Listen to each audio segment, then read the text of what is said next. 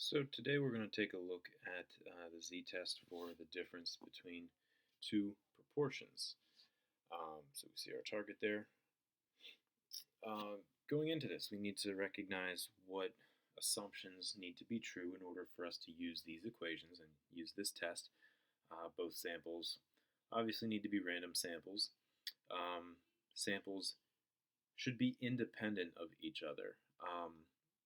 Again, this indicates that people in one group, that being there doesn't have any impact on whether or not they're in the other group. We're going to see one example today that kind of brings that into suspicion, but I'll tell you why I went with it anyway. But that's something, if you're doing your own research, you need to be aware of. You need that independence between these two samples. And for both of the samples, they should be large enough, and we determine that by looking at the n times p value being at least 5, greater than or equal to 5, as an indicator that you should have at least 5 occurrences from each option in these alternatives. I have the equation there for the z-test, and a couple things to explain here. Remember that you're comparing two proportions, so we use that letter p to represent this. This is not a p-value. This p represents a proportion. So these will be decimals between 0 and 1. Cannot exceed 1 for these p's. And because we have 2, we have p1 and p2, and they're both sample proportions, so they're both p hat. Now, we have p hat 1, p hat 2. We also have just a general p hat here, which is the pooled proportion of successes in both samples combined, meaning that you put them together. So you would add, to get that overall p hat number, you would add the number x's that you have in your 1, and then you have the sample size 1. You would add this to whatever you have for your second proportion, x2 and n2, to put these together to get that full proportion. Be careful here when you're adding these fractions. Remember, adding fractions, you need a common denominator, so you might just want to let the calculator take care of that. But again, it's probably easiest to use the graphing calculator to perform this test for you, so that's what we're going to look at in our example problems today. So our first one talks about influenza, the flu. Says it's a serious illness among the elderly, especially those living in nursing homes. We've seen a little bit of this happening right now with the COVID-19. Once that happens in a nursing home, that can be very devastating. But same thing for the standard flu. Researchers found that 12 out of 34 randomly selected small nursing homes had a resident vaccination rate of less than 80%, while 17 out of 24 large nursing homes had a vaccination rate of less than 80%. So we're comparing small nursing homes to large nursing homes and their vaccination rates. At this alpha level of 0.05, test the claim that there is no difference in the proportion of the small and large nursing homes with a resident vaccination rate of less than 80%. That phrase right there, no difference, indicates that this will be a two-sided alternative hypothesis. Okay? We're not implying a direction that the small nursing homes are better or worse. We're just seeing if there is a difference between them. It could be in either direction. Okay? So let's write these hypotheses out. We'll say that for the null hypothesis, that the p hat for the small nursing homes is equal to the p hat for the large nursing homes, that they're the same. And our alternative hypothesis, okay, again, it's two-sided. We're testing to see if there's a difference between the small and the large, so they are not equal to each other. A couple things to be aware of here, that we have x's and y's. Okay, so here's the x, or I'm sorry, not X and Y, X and N. 12 out of 34, that's that sample size. 17 out of 24, that's the other sample size. So let's go to the graphing calculator to perform this test.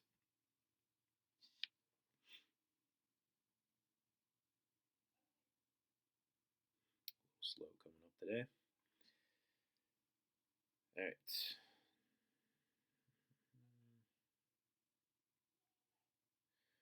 Okay, so we're going to go over to test, and for this test we are looking at number 6, which is a 2-proportion z-test. Okay. Now make sure that you're aware of the two samples that you're comparing to each other, x1 and n1, would represent that first proportion. So we had 12, this is the small nursing homes, 12 out of 34. And in our large nursing homes, we had 17 out of 24. And this was a two-sided alternative hypothesis, so we'll leave that as not equal to. Go down, and we see a z-score here, negative 2.67 if we round that. P-value of 0.007. Notice that this also gives you the p-hat values there. It calculates those proportions. So that first percentage for the nursing homes, that was about 35%, had a vaccination rate of less than 80%. The large nursing homes, which was the second one, had a vaccination rate of about 71%. And it also gives you that overall combined p-hat, the pooled proportion. Okay, remember the two sample sizes here were 34 and 24. You add those together, you have 58. Add the two n values together, you have 12 and 17. So that's 29. 29 out of 58 is exactly 50%. We see that with the 0.5 for the combined p-hat there. So let's go back to our notes here. We said that there was a z-score of negative 2.67. Because this is negative, that means that our first value is smaller than our second value. And that's just the way we set this one up.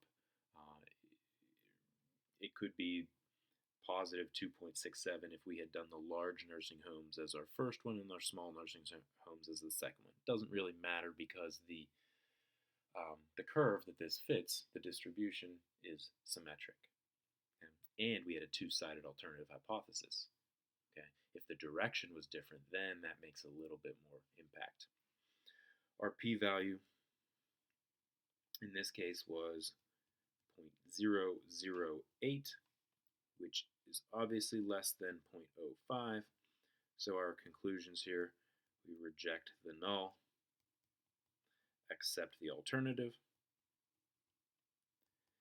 that we do have evidence that there is a significant difference in the proportion of small and large nursing homes with a resident vaccination rate of less than 80%. Okay? Now, there's a little bit of a difference here in our next example problem here. We had the values for x and n for both of our populations or samples that we were comparing. In this example, we're given the percents, which is good if you're doing this by hand with the equation. That's what the equation wants. But if you're using the graphing calculator, the calculator wants the x and the n for both of those. So we're going to have to do a little calculation to get that for this example here. So 2018 Pew Research Center survey asked 743 teens what social media platforms they use. Of those surveyed, 72% say they use Instagram, 69% say they use Snapchat. 0.05 level of significance. Can it be concluded that the percentage of teens who use Instagram is significantly more than the percentage of teens who use Snapchat? Okay, significantly more. This is giving us the direction for our alternative hypothesis. So we're seeing if Instagram is more than Snapchat. That's a one-sided alternative hypothesis. We're not testing for a difference. We're seeing if Instagram is definitely more popular than Snapchat for this population. So let's make these hypotheses here. The null hypothesis, okay, always some form of equality. In this case, we'd be saying that the proportion of Instagram users is equal to the proportion of Snapchat users. Okay, and I realized in my previous example, I put the hat on these for the hypotheses. I shouldn't have done that. I should have just leave it as P, because the hypotheses refer to the population, not the sample. Okay, P hat means it's a sample proportion, so we should just leave it without the hat. So my mistake on that one. Alternative hypothesis. With the alternative hypothesis, we're saying that the Instagram is more than, so proportion for Instagram greater than population proportion for Snapchat. Okay, so this one is two-sided. We need to do a little side calculation here to get the x's. Okay, both of these sample sizes are 743. But the calculator wants how many out of those 743. Now for Instagram, we know that that's 72%, 0.72, 0.69 for Snapchat. So really, we just need to multiply, figure out what is 72% of 743. So you do that on the calculator before you perform this test, and we'll round this to the nearest integer because the calculator needs an integer that you enter for the x value. Okay, so let's do, you get 535. So this is saying that 535 people in this survey said they used Instagram. 69% of 743 rounds to about 513. Again, taking that to the nearest integer. So we are testing to see if these two numbers are significantly different enough. One note here, we talked about to use this test, you need to have independence between these two samples. You could say that because this 743 is the same population, you could have some overlap here. Now remember, independence is not the same as mutually exclusive. We're doing a little bit to assume independence in this case, meaning that just because you are using Instagram does not necessarily mean that you are more or less likely to use Snapchat. We're going to kind of believe into that line of thinking here.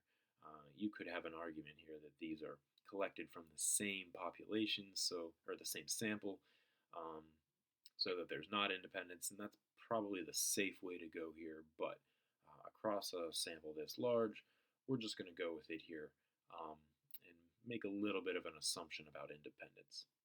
Okay? So to go to the calculator, we have our values ready to go. Again, to find this, back to stat, tests, we want number 6, which is a 2 proportion z-test. And we'll put in our new values here for, let's let the ones be Instagram, so 535 out of 743. For Snapchat, that's 513 out of 743. And this hypothesis was one-sided. We're testing to see if Instagram is significantly higher than Snapchat, so we want to go with P1 greater than P2. Calculate, and we see our z-score here. Well, quickly, let's just confirm P hat 1, P hat 2, 72, 69%.